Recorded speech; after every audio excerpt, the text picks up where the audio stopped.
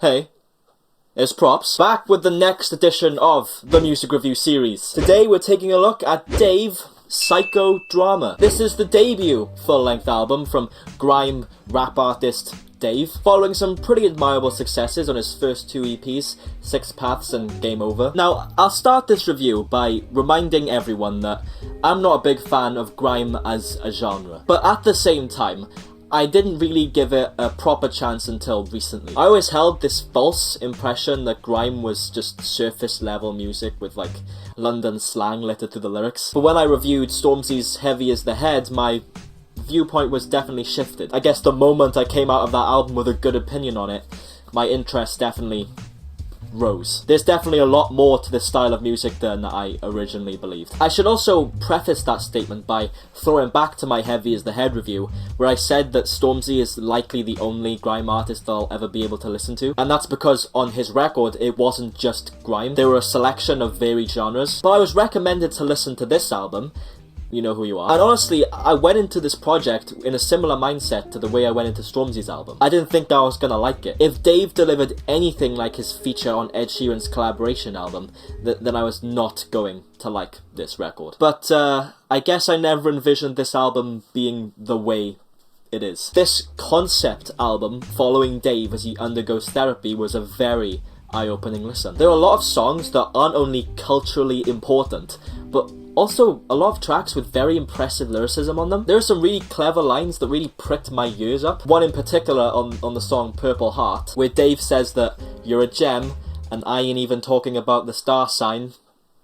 Get it? Oh, and also, I can, sir, and I ain't even talking about the star sign. Even though I didn't particularly care for this track as a whole, I thought that was quite clever. But as well as holding some very compelling lines, this album has a lot of dark themes that I found to be frankly gripping. Not only does Dave address his mental health conditions, his relationship struggles, and the rough conditions for black youth in London that he's seen firsthand growing up, but most pointedly, he discusses his eldest brother's murder conviction back in 2010. This album even finished with a recording of his brother from prison. Throughout the record as well, we hear the therapist address Dave as if all the lyrics he's been using so far is just what he's been telling the therapist. As if this record almost acts as his therapy and an outlet for Dave to just come clean to the world about experiences he's had throughout his life. But as well as that, Dave points his finger at the racist stereotypes the media keeps pushing in a very to-the-point method, especially on the track aptly titled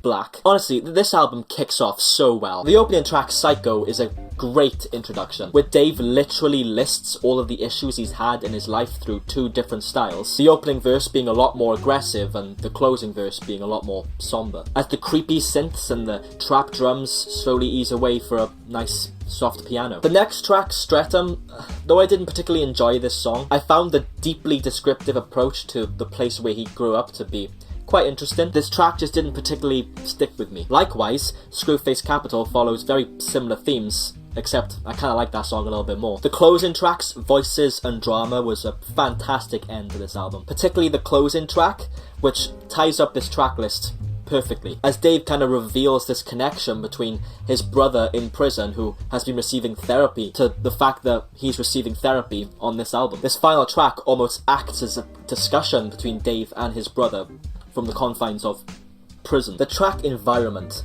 was fantastic. What an amazing song, with amazing lyricism. The topic of this false ideology that celebrities live this perfect, faultless life is fantastic. Dave explores it in a very admirable fashion. I honestly thought this track was going to be my favourite on the record, until we got the next one. The 11 minutes long, dramatic, emotionally compelling track, Leslie, featuring Ruel, is definitely my favourite song on this album, because at the end of it, I was just blown away, sat in awe by how descriptively effective this song is at telling this story of an abusive relationship. The way in which the protagonist, Leslie's life, is completely destroyed by this relationship, and also the fact that her best friend then sleeps with her boyfriend, it is just outstanding. It's amazing. Honestly, if you haven't heard this song, I suggest giving it a listen. Because at first, when I saw this song was 11 minutes in length, I just thought it was going to be an overly bloated, needlessly long track